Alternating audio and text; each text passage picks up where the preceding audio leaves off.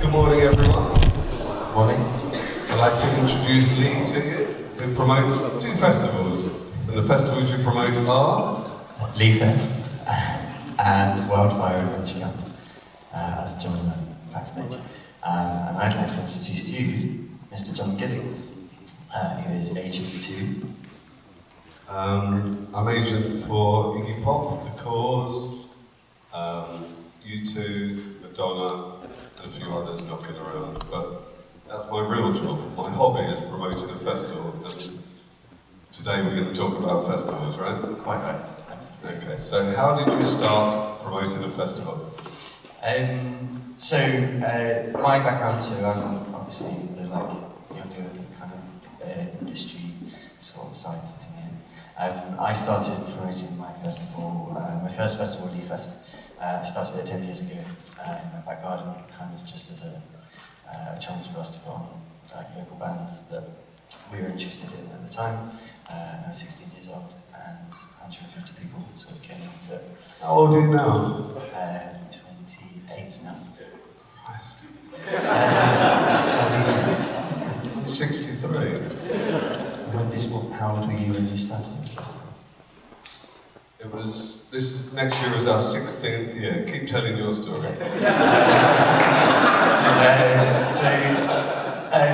So we kind of like, it was just a small thing with some bands that we really liked. And after it, we were kind of like, oh, that was great, we should do that again. So we did it again, and the next year 350 people turned up. And kind of just continued that pattern. Did you pay them? The people. The band? You've got the wrong model. He's a bit good, isn't he? I never interviewed anyone, great. No, we didn't pay the bands the first year. It was just friends and sort of like a school network of bands. I think we started paying bands the year that we moved out of my back garden, which was year 3. So we had about 500 people attending then. And that's when it started to kind of like, it wasn't a real festival then, but it was starting to get on with paying bands and selling tickets and that sort of thing. How many people do you have now? We're up to 5,000 people now, so it's still kind of very small scale. We're still very much a small festival, and I think that's where we want to be. We have no desire to kind of try and take on things like Wight and get to that major stage. Well, don't blame you. We've got enough money. So it's kind of that. It was still, just so everyone knows from my side, we're still like kind of learning about festivals, and we're still very much learning what works at our festival, and our festival is still very much in development, which is kind of, I guess, what might be interesting for us to talk about is that ours is changing quite a lot. We're sort of trialling new ideas about how festivals should work or what we think our festival is about, but Wight has kind of very long history. So, well, we're lucky because we've got the history and the heritage from, 69, 70 with the Doors, the Who, and all that kind of stuff. But basically what happened was the Isle of Wight Council decided to restart the festival 32 years later. It got banned by an Act of Parliament, which stopped gatherings of over 5,000 people overnight on the island. And a bloke called Michael Leavis decided to start a festival in the field in Somerset. If the Isle of Wight hadn't stopped, Glastonbury wouldn't have occurred, but he'll never give any credit for that. They asked everyone in the music business to tender to restart the festival. Nobody was interested because they thought, who wants to go to a festival on an island you can only get to by boat? And the truth is, I only went there for a laugh, really. I thought it was a good day out of the office to go on a ferry across the Solent. And when I got there, when you get the vibe of something, it's like, I thought, what a fantastic place. And I've been to everybody else's festival because I'm in the music business. I thought, why don't I have my own festival? So I blagged them into letting me do it. And like our first year, it was a one-day event. And we had 7,500 people. I told people it was 15,000. But it was the Charlatans Robert plant, basically just in a field. That was the one field. To get artists the second year, what I did was Photoshop the picture of the audience, doubled it, and then went to Paul Weller, said, please come and play our festival. You have to have a bit of imagination. It's like trying to convince people you know what you're doing when you've actually got no clue. But promoting a festival is the best thing you can ever do, because I do tours around the world with pop groups, and they tell you where to put the stage, what the pass system is, who goes where, who does what. And when you have your own festival, it's like having a fort when you're a kid or a farm, and you can decide where everything goes, who does what. And it's a fun to see people enjoying themselves, and you've spent all year making it happen. It's the most enjoyable thing you can ever do, isn't it? I mean, you know, it's life-changing, really. It's a great opportunity to be able to do it, and you must feel the same. Yeah, I think with that, you kind of almost like summed up our approach and our ethos there, which for us is kind of like never grow old. Like festivals are that childlike world that you can just build, and the rules of everything change, like the rules of society change. Everybody suddenly becomes really nice and makes friends with each other because they're in this mad environment that we've created that just exists for a weekend. So it's really cool to hear that kind of you also share that. It's called being a hippie. Yeah. Are you? And the one thing I noticed last night, I came here last night and spent far too much time in the bar with people here, and the one thing I noticed about everybody I spoke to is how you're all really into it, and you've got the vibe and you want to make it happen, and everybody is so enthusiastic, and without that you have absolutely nothing. You know, you can't do these things on the basis you're going to make money, because very few people do make money. I mean, I've won and lost money, but I was just really impressed the way everybody wanted to be here, wanted to talk to each other, and it's a shared experience. And it's like being in the Boy Scouts, really, because you're running a team of people, and you're enjoying working with people and trusting people and getting them to do things. It's a bonding experience. You know, when you've got music in a field, it's not like going to a football match where you get beaten up by the bloke next to you because they support the other team. When people go to a festival, they've got a shared experience, and you can talk to a perfect stranger because you're sharing the same experience. And there's just something magical about it, like you say, that you can't really explain. People always say to me, who's your favourite group? And I say, well, I don't know. I look at the audience more than the group and see how they react to it. It must be the same for you. Yeah. So do you when you're programming, so I've been to Isle of Wight, I'm afraid. But You've got to come this year, next year. I always say this year, it's next year, isn't it? It's like a tax year. Yeah. When you're programming, sort of my view of Isle of Wight, or from having researched and sort of seen it around, is that it's a very music-led festival. But do you think of it as a music-led festival, or do you the way that you're talking now and talking a lot about creating experiences for people? What's the big part of their experience? Well, it was based on music initially, and you know, I'm a music fan and I enjoy being in the music business.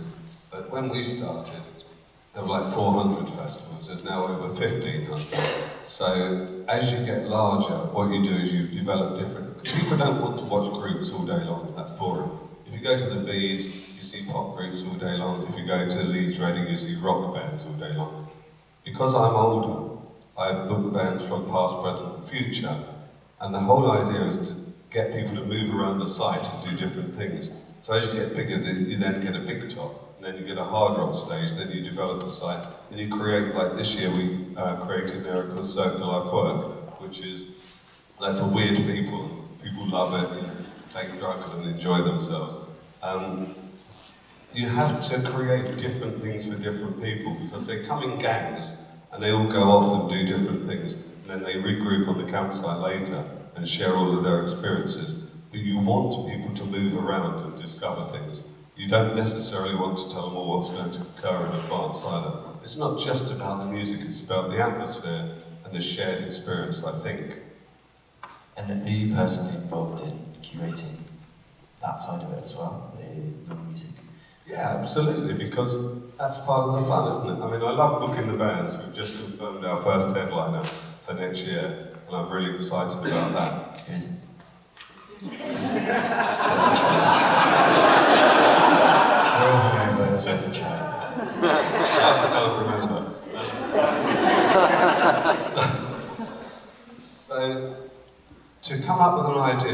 sitting in Fulham on a wet, windy day in January, and then to see a field in June, and this area you dreamt of actually being created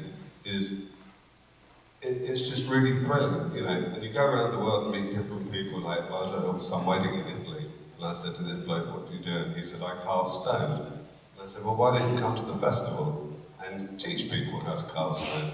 So he turned up with these two pillars and sits in the field teaching people how to do it. I mean, if I didn't have a festival, I wouldn't have had the opportunity to do that. And you need to keep people interested and excited and move the site around, change it around for them. Because I always imagine what it must be like being a punter and walking in and singing it for the first time. Because the audience are more important than the groups. Because the audience pay you to come.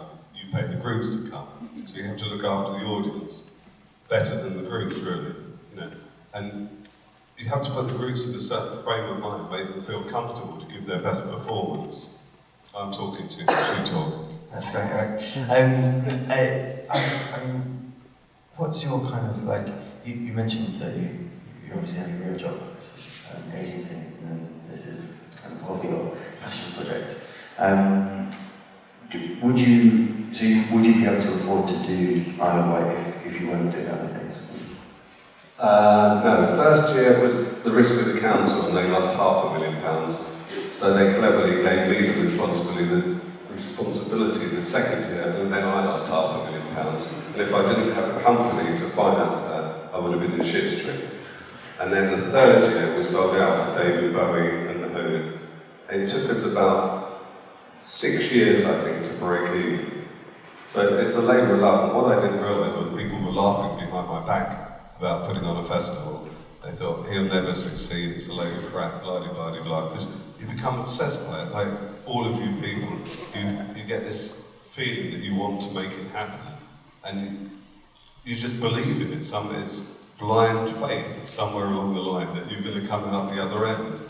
And you pray God that you don't. I mean, I never would have believed there'd be 50,000 people on the Isle of Wight enjoying Jay-Z or Coldplay or Muse or anybody like that. I'm stunned, really.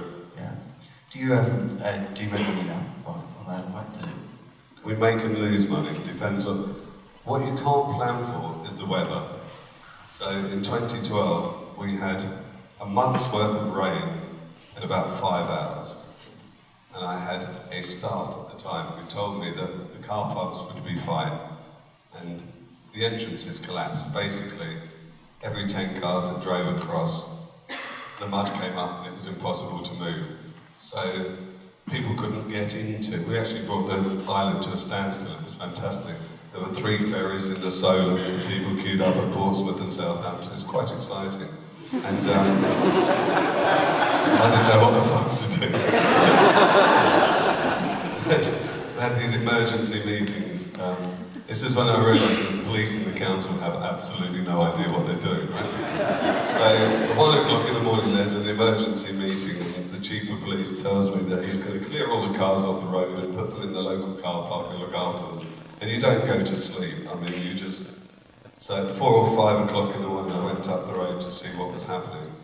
And there were 100 cars and people had to sleep in their cars. He'd never moved them. One solitary policeman, some child. So I kicked him out of the way, and I kicked down the fence of the next field and parked the cars myself. And it was then I realised it's your responsibility to make all of this happen. And the people responsible on my staff I fired. There's a bloke here today, Dave Steele, who was the local policeman, who was the only person that helped me push those cars in the mud.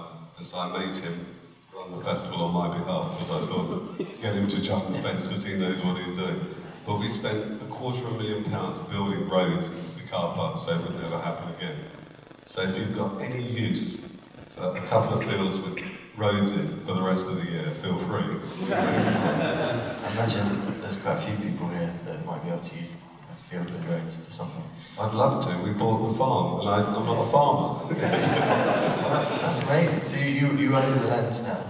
We own the land. Is part council, part school, and the campsite is a farm. And the farmer was selling the farm, and I didn't pay much attention really until my wife said, "Well, if someone buys it, who's going to charge you more money, you're going to get screwed, so I had to buy it myself. So I think what we do now is just put sheep on it and walk around it occasionally. I know nothing about farming. That's really cool. So is that allowing you to invest a lot more in the site? And have you looked at kind of putting anything in permanently that would be used for the festival? Yeah, well, Dave actually came up with a great idea because the council wanted to expand the cycleway along the river. We have a river bordering the site, and they wanted an extra 10 foot of space of our land. So in return for giving it to them, we got them to build roads down to it to give access. So it's like deals for deals. You don't have to exchange money, but you have to come up with ideas. Because you're always trying to improve the experience for people. And when it rains, trucks just churn up grass, right? And all these truck drivers don't give a fuck when they're driving, they just want to do their job and go home. And it costs a lot of money to reinstall that kind of thing. Have you ever had bad rain? Luckily, at LeeFest, we haven't had bad rain. On a much smaller show that I did, the Wildfire Adventure Camp one, we had a similar situation of kind of like a month's worth of rain in a week while we were trying to build the site. And that was my first kind of experience of like terrible weather and the effects that has on having to plan a site or change everything around. But it was so small scale, we kind of like managed to muddle through. How did you feel about it when it was happening? Did you feel stressed or did you panic? Or? I don't think we panicked. I think the worst thing about it is, you probably have it as well, is just that sense of like, you've worked all year, to make this perfect, wonderful thing. And you've got real ideas about how that process should go, how, it should look when everybody arrives on site. And so it's just that kind of like, you lose that ideal picture that you had of that experience that everybody was going to have. But then, you have to kind of like, again, go and speak to the audience and look at them and understand, because actually when they turn up, they have no idea what you had in your head anyway. Okay, I'll give you a hint what happened this year, right? So, a lady I know phoned me up and said her mother was a member of the local church, and could I come and address the congregation on the Wednesday night before we open the gates? I mean, I'm not a church goer and I'm not religious, but I thought, if you get invited, you should go. So I went there, not really knowing what I was going to say, and they asked me to address the congregation. And I gave the speech about it's like a religious experience going to a festival, it's a bonding experience. And they prayed for good weather. This is absolutely ridiculous.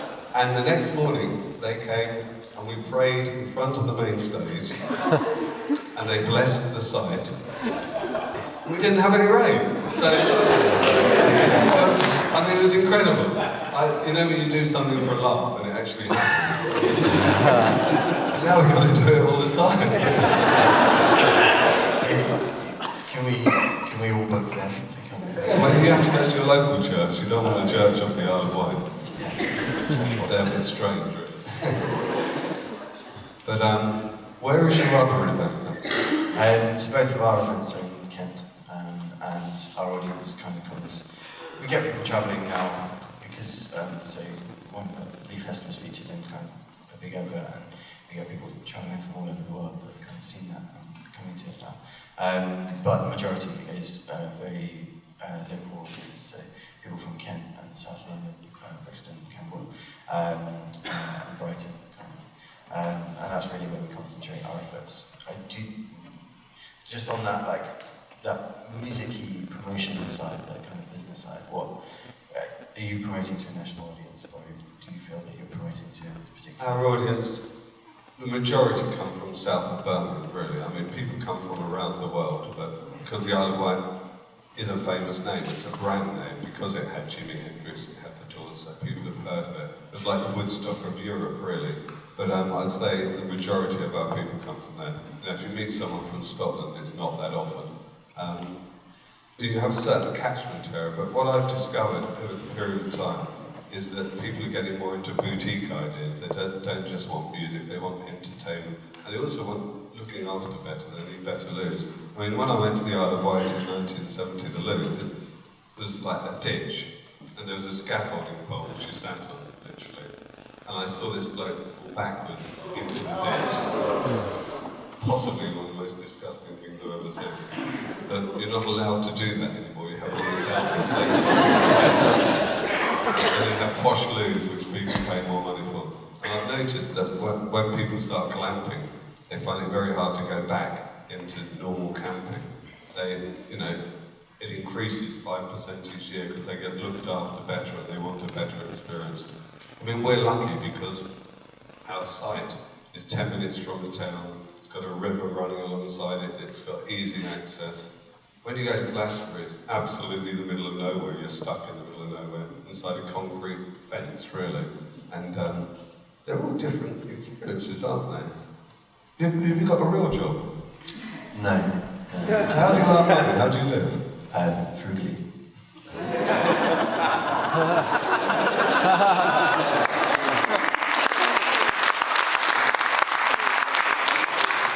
Well, you're thin.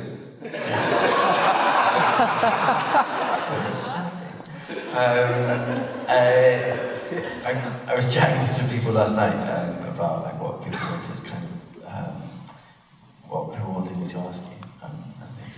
And I think there's a few kind of like questions worrying because you're obviously kind of a big figure in our world, in the festival world. So yeah, a lot of people just were very interested in your approach to booking artists and the business side of festivals. While we're on the kind of money thing, and you know, when you have down years on ticket sales or good years, are you kind of, what's your strategy in the future to kind of try and have more good years? Sell more tickets. I mean, to sell more tickets. So what's I mean, seriously, running a business, people always ask me what it's like, and I say it's really easy. You just have to earn more than you spend, net of VAT. You know, people forget about VAT, it's 20% of the gross. Groups are becoming more expensive, and you've got to keep a level of production for the audience. You can't do them down. You can't say, well, I'm losing money this year, I'm going to cut the site down, because they'll just get pissed off, and you want punter loyalty to come to your gig. So, I don't know, it's like I told someone they were stupid for gambling on horses. They said, but you gamble on people with 2 legs every day of your life. It's true, I never really thought about it. I thought, you know, I risk £10 million of my own money every year, and if people didn't come, I'd be in shit street, really. You book groups that you think are going to attract people, or you hope they're going to attract people. And I like to book groups from different genres, so you get different age groups.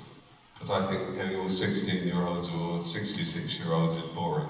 I think you need a cross-section of people, and I've found that they behave better when there's people of different age groups. If you know, Leeds ready, they burn the campsite down because it's their first chance after their O-levels to have a laugh and take a few drugs. No, I'm serious, it's like by complete accident did I discover this fact. And also, being on an island, it puts people in a good frame of mind. It's like they're going on holiday, because I didn't realise for 3 years I was putting them on a floating pub before they got to me. Our audience like to drink, definitely. But I was walking across, I said the main field is it's a public space 50 weeks of the year where kids play football and stuff.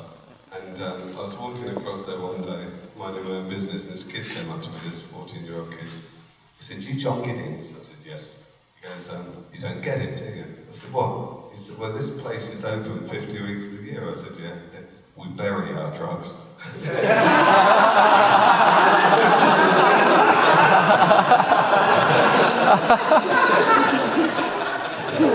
We caught someone trying to dig up the trackway, because we put trackway across where they're going. So I tell you, you should search the site before you build it. Yeah, or just confiscate the pickaxes on the way. The concessionaires bring that stuff in. The police search the audience as they come in. But there's all these other entrances where people are selling hot dogs and fine food. I mean, you can't stop that. There's a way of life. Yeah. Do you, is drugs a problem? What have you ever? No, we're very lucky that it's not a druggy audience. We're not in that genre really, because it's an eclectic mix of artists, and as I say, with different age groups, we don't have that level of problem. They just, they drink a lot. There's never enough toilets. If you built 50,000 toilets, men would still get pissed and wee in the hedge. They can't be bothered to go to the loo. I don't know where the women would. On an artist who you kind of seeing it from both sides as a promoter and agent. What's your feelings on just the whole availability of artists and where that's going with? Or it certainly feels like bigger festivals like Reading and Leeds are going to run out of kind of Chili Peppers and things like that to bring back, and it'd be exciting. I think, I don't know the ins and outs of it, but I know the festival had a hard year this year, and that some people said that might have been because The Cure headlined again, and they were doing that 4 years apart. And obviously, the first time the festival brought The Cure out, it worked really, really well for them and sold a lot of tickets. Do you worry at all about kind of keeping that 50,000 kind of tickets in the future? Well, someone said to me, who's going to headline festivals in 20 years' time? And I said, I don't know, and I don't care really, because I'll be dead. And then I made the classic mistake, which has followed me around ever since. There's a pregnant pause, and I went, and if it said Sheeran, we're all fucked, because he's boring. So unbeknownst to me, in the room was someone from the NME who decided to print the story. So it got picked up by the Daily Telegraph, who then ran a poll saying, do you think Ed Sheeran is boring? And 54% of the population said yes. So then I was at the MTV Awards in Glasgow, and he was in catering. And I thought I should go and introduce myself, this is just too embarrassing. And he was the nicest guy ever. I mean, we had the best time, it was brilliant. And I had to apologise, but you know when you really don't want to like someone, and it was just really good fun. And he came and played at a friend's wedding and stuff like that. He's really down to earth and a good bloke. But back to the question of headliners, I mean, you're so lucky. I mean, who headliners did you have this year? So we had Leanne Harris and Everything, and Circuit Waves, which is all kind of people on their sort of second albums, really. Or first albums in some cases. But yeah, we made quite a decision early on, about 4 or 5 years ago, that new music was going to be our thing. Partly because that's what we were interested in, kind of reaching out, kind of exciting new bands. Or partly out of necessity, because we were speaking to agents and just didn't have the money to book anything that wasn't. So that kind of became our thing, and then we had some great successes with bands like Bastille and London Grammar, and lots of kind of Jack Garrett, and years, and lots of bands that kind of are now doing like really big arena tours and stuff, starting out at the festival. So then that kind of got picked up a bit by the press and the story, and it became a big focus of ours. So I think we're starting and we're trying to build a brand based on music, and that is, I guess, some of that is for me coming to things like this and speaking to people like yourself and hearing the industry kind of, guys at the top being like, oh my god, I've got to sell 50,000 tickets, and that's a lot of stress to find that £10 million that you've just spent, and to risk that on 2 or 3 artists. We're making a very conscious effort to not end up in that situation by starting them on a different path that focuses on new music and also the kind of immersive experience on site we're giving people, investing in things like toilets and stuff to try and make it good. So yeah, do you feel that does your model, obviously it's working, you're comfortable that that's going to continue? I just make it up really. Well, my ideal pattern is the Friday night to have a rock band and then a dance act. like Biffy Clyro followed by Calvin Harris. I actually asked Calvin Harris if he came to my festival last year because all I saw was this silhouette going like that. I tell you what, I wish I was a DJ. They get paid a fortune. They turn up with a laptop, plug it in and just dance. It's incredible. So Friday night I like to kick off with a bang. Then Saturday night I like to get what I call a younger act, a rock act. And then the Sunday night, I think when people are getting tired, then you have a classic act, a Paul McCartney or a Bruce Springsteen. But the campsite manager, after about 3 years, said to me, "Okay, have you worked out there are 35,000 people in the campsite by Thursday afternoon?" He said, "Open the bars." So we have what's called Campers Night on the Thursday, when all the site is open except for the main arena. And the truth of the matter is, it's a financial festival. You can't just do it from ticket sales. You have to sell sponsorship, you have to sell beer, you have to sell food. And the more you sell, the better, and the more efficient it is to underwrite it. So, you know, to have 35,000 people drinking your drink on the Thursday, get them there earlier. That would be my advice. Yeah, we do. Yeah, we started this year with kind of Thursday. We actually don't do a Sunday because. Religious. Yeah. No, because we noticed that kind of people were drifting out, so like we were losing half our audience by Sunday evening because half of them wanted to go home for work or whatever. So we, instead of running the Sunday, we run a much more reduced kind of Thursday and just get everybody to come down because it seemed to us that people were much happier to take Friday off and come down on Thursday evening. So it costs us a lot less in running the site and in artists because we don't run a main stage, we just run How many security men do you have? I don't, no idea. 50. No, it's just, events are so different. I went to Wilderness this year, which is like posh stock, really. I mean, people don't pay. I mean, it's brilliant. It's absolutely fantastic. There's people paying £70 a sitting in these flash restaurants, and they go there for the music. And there's so few security men because everybody's so well behaved. You know, people just don't think they should go backstage. There's no one stopping them. I asked the security man when the main stage was, and he didn't know. That was quite impressive. You know, why am I telling you this story? I went off track because I was thinking about when you said about not running on the Sunday. I went to a festival in 1970 called the Bath Festival. Before the Isle of Wight Festival, it had Led Zeppelin, Pink Floyd. It was the best lineup in the world. And I was at school, and we bought a car, a Ford Consul, for £15, and 8 of us went in it, their bench seats. And on the Sunday, they broke all the fences down, and we drove the car into the site. And I mean, there were groups still playing at 6 o'clock in the morning. There was no cut-off. Canteen came on at 6 o'clock in the morning.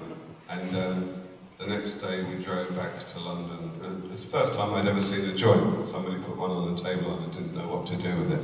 But the next day I went to school and the headmaster said to me, "Where were you yesterday?" I said, "I went to a festival." He came to me. I got 6 of the best. Sent to school. I thought it was so cool. I'd been to a festival and I got caned. Yeah.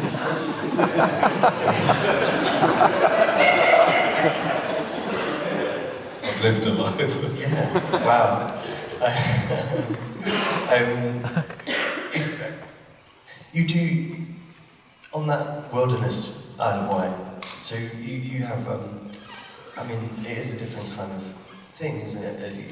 Do you have groups that people kind of like, you know, are desperately trying to break backstage to get autographs and things like that. We don't have that kind of group at our festival. You have that. Yeah, that's selfie stuff. I don't understand selfies. Why does anybody want a picture of someone they don't know with themselves? Who do you show it to? Here's me with someone who's famous and doesn't know me. Yeah. I'm serious, I really don't understand the point. Because I look after Pharrell Williams, right? And I said to the tour manager, "What time is he going to be on stage?" And he said, and I quote, "It depends how many selfies he does on the way to the stage." Because every promotion's got these young girls hanging around backstage desperately waiting to see him. And he's such a nice bloke. He would never walk past someone, he always stops for someone. I don't know, I mean, how many staff do you have staff that work all year round? Or? Yeah, there's 3 of us that work on the festival year round, and then lots of kind of freelancers and people that kind of grow towards the event, and then there's probably 200-300 of us working on it by the time that it actually happens.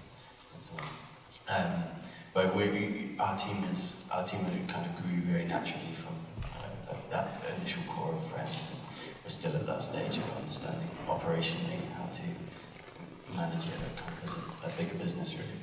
Are you very involved in? I didn't expect before we chatted. I wouldn't have expected you to be very involved in the operations side of it. But are you very? No, I enjoy it. It's fantastic. You have to know what's going on with the police, with the security, with the toilets. It's all a fascinating experience. And then I do stupid things like I'm obsessed by Game of Thrones, and I found out to launch the 4th series, they built this dragon skull and put it on a beach in Dorset, took a photo as if it had washed up, right? And I found out it was in a warehouse at Croydon, so I bought it. Go home and tell your wife you bought a dragon skull. It's 40 foot big. so then I thought, what should we do to have this dragon skull at the festival? She came up with a brilliant idea of having a dragon boat race for charity. And we had a dragon boat race on the River Medina, and it's like the centrepiece, and it raised £60,000 for a well child, which was fantastic. You forever need to be coming up with these things and putting things forward, and then it becomes a centrepiece at the festival. You come up with ideas to light it, to create different areas. No, it just goes on and on, really. Yeah. I don't know why I'm telling you about the dragon skull. How do you have time for all of this? And How do I what? how do you have time for all of this? And It's a hobby, isn't it? Everybody has time for hobbies. I mean, there's quite a lot of stuff as well as the a big roster of bands. But there's no more fun than doing this. You know, when you go in the gym, you're forever coming up with new ideas. Going around the world, it gives you something to talk about to everyone. And then, I'd love to be a genius, but there's always someone who has a better idea than you, and you piece it together. That's why everybody's here, because they enjoy doing it. It's the love of something. You know, you can't do it for money. You must do it out of love. And if you do it out of love, then you put your mark on it. And I mean, every penny we've ever earned from the festival, we've ploughed back into it to make it a better experience for people. Like when we had the Stones, I found out they weren't going to bring their B stage to the Isle of Wight, and I paid £100,000 for them to build this runway into the park, and they went down and played 3 songs. I actually booked them after we'd sold out, and Mick Jagger said, can you put Keane on after us?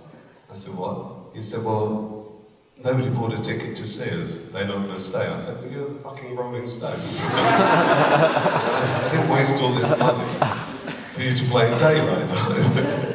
Imagine. But someone said, why did you spend that money? And I thought, well, if I got run over on Monday morning, at least I bought the Rolling Stones to the Isle of Wight, something to put on a gravestone. I mean, you have to have a laugh with it. It has to be an enjoyable experience. But I think all of you also like a bit of stress. I think you like making things happen and the challenge. I mean, it is a challenge, isn't it? But you think about it 25 hours a day. You can't go home at 6 o'clock and watch EastEnders and switch off. It's an obsession. Yeah, it very much is kind of for us as well. I get told off all the time for not taking time to do anything else. And yeah, you don't really have a relationship anymore. I've got a piece of advice. Okay. So I fell out with the Isle of Wight Council after Cardiff, it was 3rd or 4th year, and at the time I was owned by a company called Live Nation, and they advised me I couldn't fight the contract, and I said, well, I'd rather die than lose, because, you know, it's mine. And they said, well, we'll get you an outside lawyer to represent you. So they put me in touch with this posh bird, who apparently I went on a conference call with. And I find it hard to believe because this story was told at my wedding. Apparently I got bored halfway through and said, call yourself a fucking lawyer, have you ever read the fucking contract? And apparently she said to me, it would have helped if you'd read it before you signed it. I then went on to marry her. The point of the story is, don't marry a lawyer.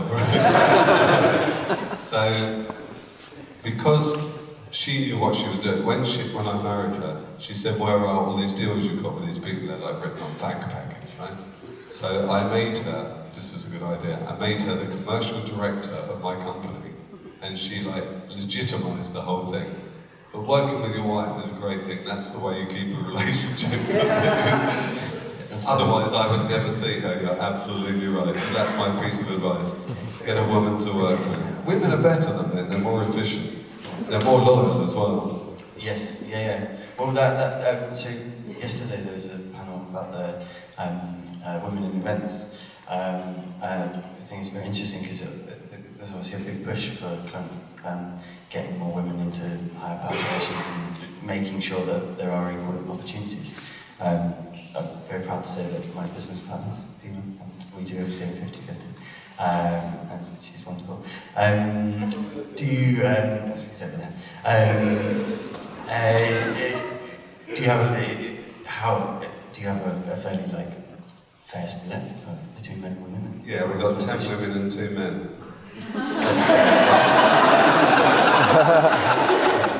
And the blokes don't do accounts, so they don't count.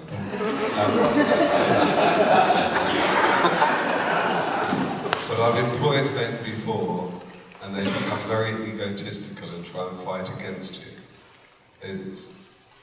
I've had other agents work for me, and they want to take your job over. Because everybody has strengths, you know. I mean, I can't put up a PA lighting system. I'm incapable of doing that. I just have an ability to know someone who can do it, but I have an ability to deliver artists to people, and other people have different strengths. You all have to work together to achieve something. And I've found men are more difficult to work. I would employ a woman over a man any time, always. I find them much, and they can charm them. My wife charms the pants off the police officers. You know, I mean, she's brilliant. She spends time and energy. You know when you get frustrated and you want to say, oh, fuck you, and she said, no, this is the way we're going to do it. She has a charm which I don't possess, and you need someone to do that for you, as opposed to cocking it up yourself. Is that good enough speech for women?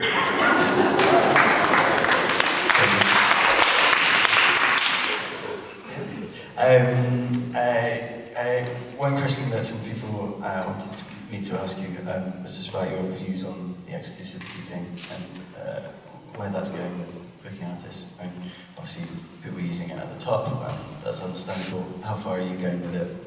Well, the big festivals are now owned either by AEG or Live Nation, and they always put exclusivity on the top acts because they want to sell tickets across the board. And agents are greedy bastards, and they want their acts to play every single festival down the road. So it's a competition between the two things. I mean, I'm an agent, and I think my groups like the Charlatans, James, Star Sailor should do 5 to 8 events, but spread out around the country so they don't conflict with each other. But agents don't care about that, and you, as a promoter, you have to be very, very careful when you're negotiating a deal that there's not something the agent is going to do to screw you over and conflict with you, because they're always very slippery, in my experience. Speaking as one, I'd like to think I'm not like that, but I have seen, you know, I once booked a group, and then suddenly they announced they were playing a week at the Town and Country Club in London, like three months before my show. And it's really embarrassing, because you're trying to get people to travel to the Isle of Wight, and if they can see them down the road in London.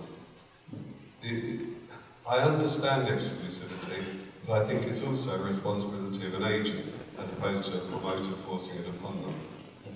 You know, you need to treat bands properly and develop their careers properly.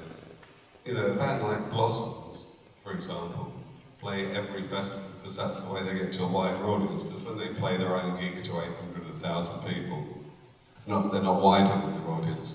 When I started in the music business, the time to earn money was in the autumn, to tour in the autumn. It's now the summer festivals. That's all anybody ever talks about. And you have to, I don't know, you make it up as you go along. Like, the headliner I have booked for Saturday night, I've told him it's exclusive south of Birmingham, so they can play Manchester, for example, because I don't think my audience necessarily come from there. But someone lower down the bill, I'll say, you can't play somewhere south of Guildford to conflict with that. But there are now so many events along the south coast, you have to be really careful. You just really just make it up as you go on. There's no set system for it. It depends how much you want someone and how much you're prepared to pay for it. And if you're going to get it exclusive, you're going to have to pay more money to buy people out. That's good. Yeah, it sounds like you're quite pragmatic about it as an agent and promoter, going for, just having a completely unique bill top to bottom and not really caring about. But with your ex, Leanne Harris, right? Where else would you let her play within your catchment area? Yeah, so we put a very small kind of exclusivity clauses in, basically to for like a month either side in our catchment area, but there aren't really other festivals kind of happening there. Luckily, we're affected by London, so we'll look at their London shows. But I don't feel like we have enough weight yet to kind of like be too strong with anything like that. I find agents very friendly to you, very helpful. I think there are some that we haven't a good. Come on, who's your favourites? Come on.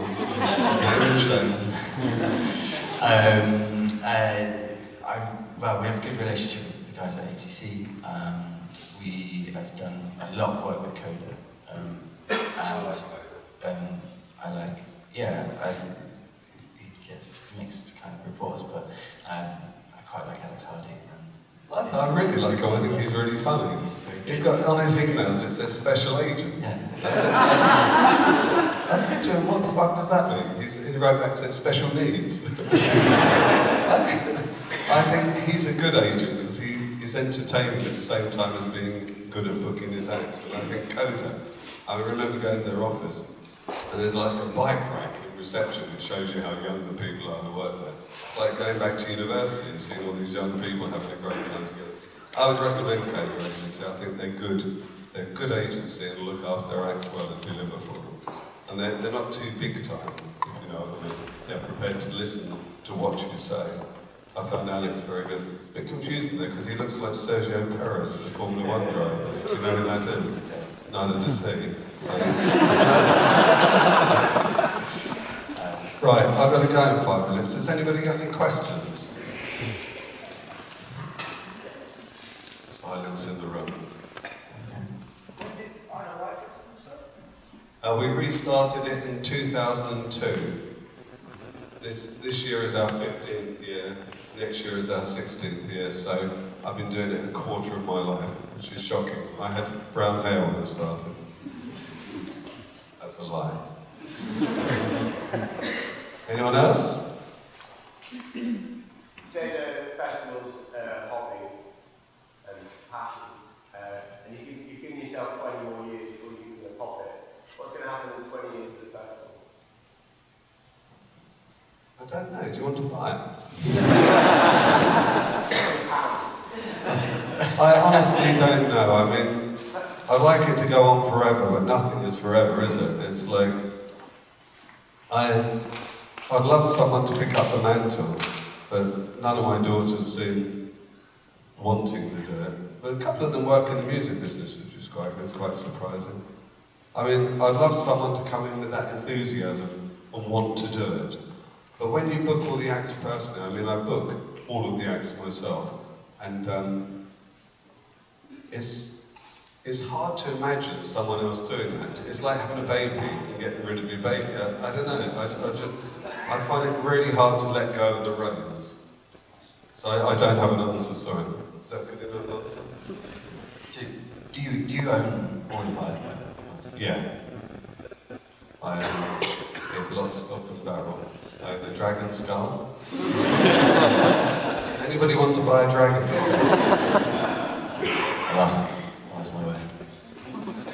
Question over there. Is it beneficial being an agent running the festival? So, if it helps because you get an edge when you're booking headliners, should other festivals get a good agent on their advisory board at all? Yeah, I could never have started a festival without being an agent and being able to deliver my own acts to the festival. But there's two bits that aren't so good with that, which is A, you have to pay top money for your own acts because you can't pay less than some other person is paying. And B, you can't commission them. So, but the fact that those people are prepared to come, that Iggy Pop will come and play the Isle of Wight, or John Lydon, and they'll always do that extra bit for you. I honestly don't believe I could have done it without representing some clients. You know, we've had The Cause, we've had Iggy, we've had The Police, the Sex Pistols, Pharrell's NERD, Mike and the Mechanics, Simple Minds, James, The Charlatans, Star Sailor. They've all effectively done me favours to help the festival, which I can only thank them for. It's really kind of them. So I find it 10 times harder being you.